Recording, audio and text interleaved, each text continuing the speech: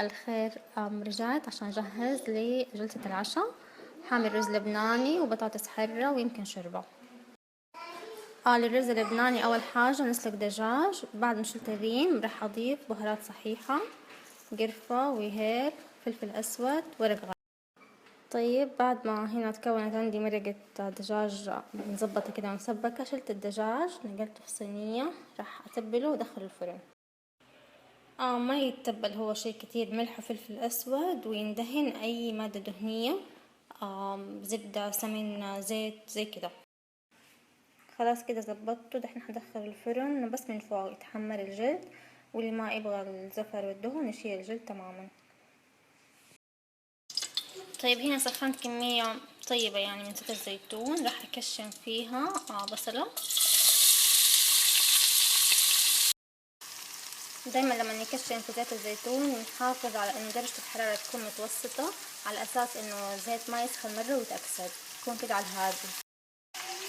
بعد كده زودت عليه لحم مفروم بقري، واحاول اني اعصره مع نص البصلة.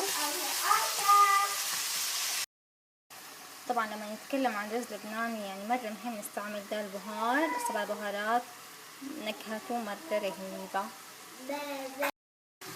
هو فيه له من ضمن ال7 بهارات قرفة، بس أنا هنا أحتاج أزود شوية قرفة عشان لازم نكهة القرفة تكون مرة ظاهرة في دي الأكلة. وأحط ملح.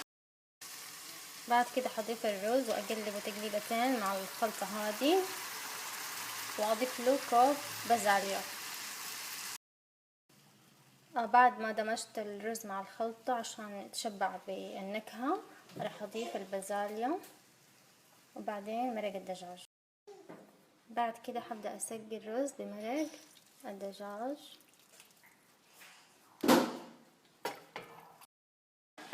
وخلاص بعد ما الرز يتشارب مرقة الدجاج حوطي النار وأغطيه عادي، يعني أطبخه زي أي رز. أو أحسن شيء أغطيه بمنشفة، على أساس إنه المنشفة تسحب كل الرطوبة اللي في القدر. مرة زاد كتير من الشوربة من المرقة، فرح أعمل بيها شوربة.